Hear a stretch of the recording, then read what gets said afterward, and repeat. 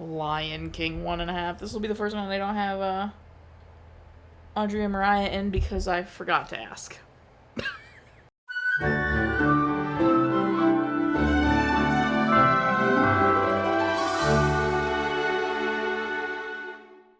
Welcome back to Every Disney Movie Ever. My name is Jess and I'm watching Every Disney Movie Ever. Today I'm going to talk about The Lion King 1.5 or The Lion King 3 Hakuna Matata. The Lion King 1.5 is a 2004 animated direct-to-video release. It is directed by Raymond, not cinematography, animation, supervision, done by Bob Baxter, Lianne, Hughes, and Alex Stadermann.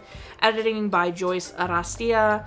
Music by Don Harper, and it's written by Tom Rogers. The film stars Nathan Lane as Timon and Ernie Sabella as Pumbaa. As I said, this is also called The Lion King 3 Hakuna Matata, which I also think is a terrible title. I don't think either title is good. I digress. In 2000, it was suggested to do it. Bradley Raymond, who directed Pocahontas 2 and Hunchback 2, directed this. And Roger Allers and Irene Mackey were brought on for like consulting and giving advice because they did Lion King. And it was actually Allers' idea to do like the Mystery Science Theater vibe, which is where like Timon and Pumbaa are rewatching the movie and kind of narrating and stuff. Elton John and Tim Rice returned to do Timon's song, That's All I Need. I don't think they did Dig a Tunnel. It didn't say they did Dig a Tunnel. And this has a 78% Rotten Tomatoes, which is surprising to me. But we'll get into it. Dig a Tunnel is catchy for sure. Obviously, quick before the hyena come. Dig a tunnel, dig a tunnel. Like, it's very catchy. But it feels out of place with the rest of the movie. I feel like the movie tries to set up one thing and then it just is a whole other thing. Like, it sets up what could be a very beautiful origin story for Timon finding himself and like becoming super besties with Pumbaa and going and living his life out with Pumbaa before they find Simba.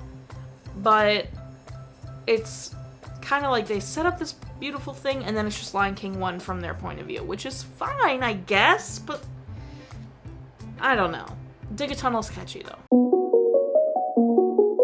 I have always had a problem with this movie. Ever since I was young and saw it for the first time, I've just always had a problem with it. I don't like it. I don't enjoy this movie. I have no idea what my bone to pick with it is other than like it's just a completely different tone than the other two.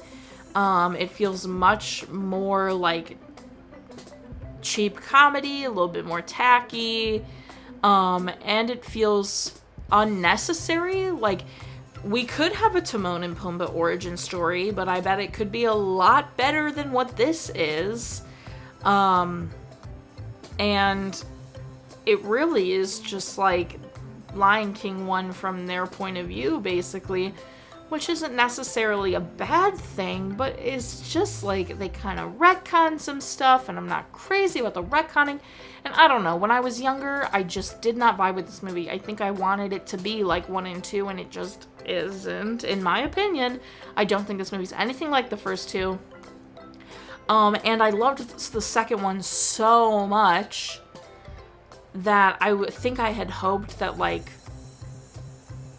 they would, like, semi-set up for Lion King 2. It's called 1.5, so I think I had hoped that, like, if they touched on events that happened after 1, it would, like, kind of help tie in from 1 to 2, and it doesn't at all, and that kind of upset me because Lion King 2 is so good, again, in my opinion, and I'm just disappointed because for sure an origin story of Timon and Pumbaa could be way better than this. Like, it could be way better than this. This feels very like, let's give the comedy sidekicks a movie, and because they're the comedy sidekicks, it has to be funnier than, like, Lion King 1 and 2, because the whole movie's about them, but it's, I don't know, it's just tackier, I think. Everyone came back for this. Matthew Broderick, Nathan Lane, Ernie Sabella, I think even Neve Campbell came back. I think, Whoopi Goldberg was, and Cheech Marin, and Frank our Jim Cummings, I mean, all came back to be their characters, which is insane to me. So, like, we love that. That's great.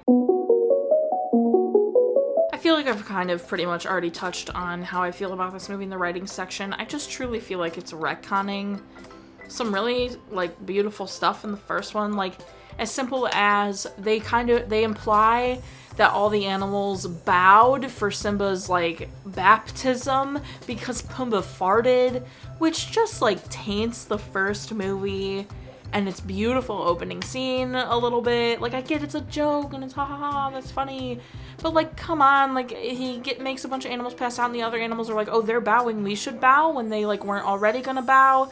And there's just stuff like that in this movie that implies they, like, caused a lot of it. And, like, I think also, it frustrates me. And so I'm not crazy about this movie.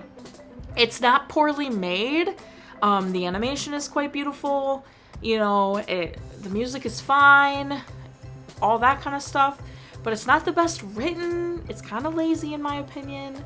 And it's just not my favorite. That's everything I have. My final rating is 5 meerkats out of 10. Our total movie count is... Parent Death and Crack Count are still the same. If you want to keep up with the movie I'm watching when, follow me on Instagram, Twitter. You'll find out what movie I'm watching when. I put up videos every Monday and Friday and sometimes Wednesday. Join Patreon. I have a tier starting at just $1 that you get a free coupon code for merch, or you get a coupon code for merch and you get every video a week early. And, you know, there's other tiers that have a lot of other fun bonus things. Buy merch. I'm wearing my Parent Death Toll merch because of... Until next time, comment, like, subscribe, but I'm not in charge of your life. You are, so you do, and don't be... I don't know. Honestly, don't be Uncle Max about it. Homeboy was kind of mean. It was Uncle Max, wasn't it? I don't remember his name. I don't like this movie.